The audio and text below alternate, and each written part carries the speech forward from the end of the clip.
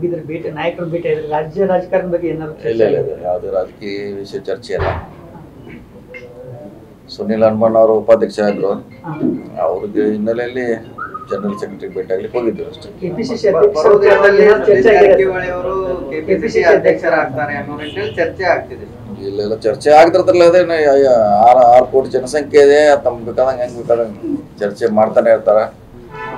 ಚರ್ಚೆಗೆ ಯಾವುದೇ ಕಡಿವಾಣ ಇಲ್ಲಲ್ಲ.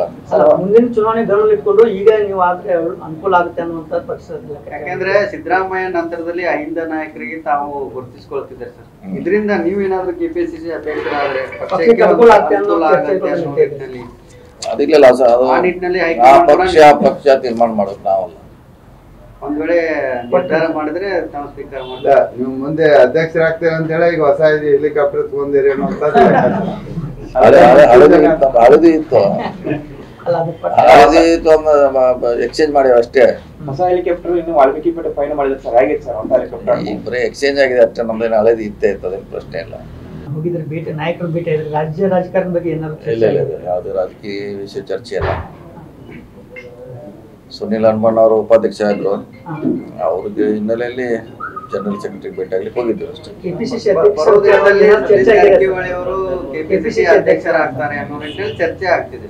ಇಲ್ಲೆಲ್ಲ ಚರ್ಚೆ ಆಗ್ತಿರ್ತಲ್ಲ, ಅದೇನು 6 ಕೋಟಿ ಜನಸಂಖ್ಯೆ ಇದೆ, ತಮ್ಗೆ ಬೇಕಾದಂಗೆ ಹೆಂಗ್ ಬೇಕಾದಂಗೆ ಚರ್ಚೆ ಮಾಡ್ತಾನೆ ಇರ್ತಾರ.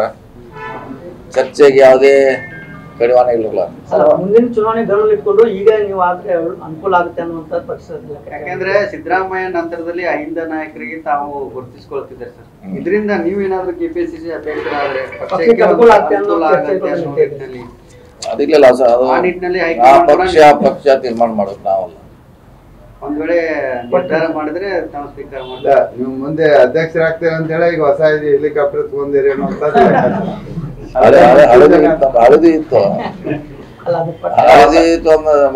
ಎಕ್ಸ್ಚೇಂಜ್ ಮಾಡಿ ಅಷ್ಟೇ. ಹೊಸ ಹೆಲಿಕಾಪ್ಟರ್ ಇನ್ನು ವಾಲ್ಮೀಕಿ ಪೇಟೆ ಫೈನ್ ಮಾಡಿದ್ರೆ ಸರ್, ಹೇಗಿತ್ತು ಸರ್ ಹೊಸ ಹೆಲಿಕಾಪ್ಟರ್? ಈಗ ಬರೀ ಎಕ್ಸ್ಚೇಂಜ್ ಆಗಿದೆ ಅಷ್ಟೇ, ನಮ್ದೇನು ಹಳದಿ ಇತ್ತೇ ಇರ್ತದೆ, ಪ್ರಶ್ನೆ ಇಲ್ಲ.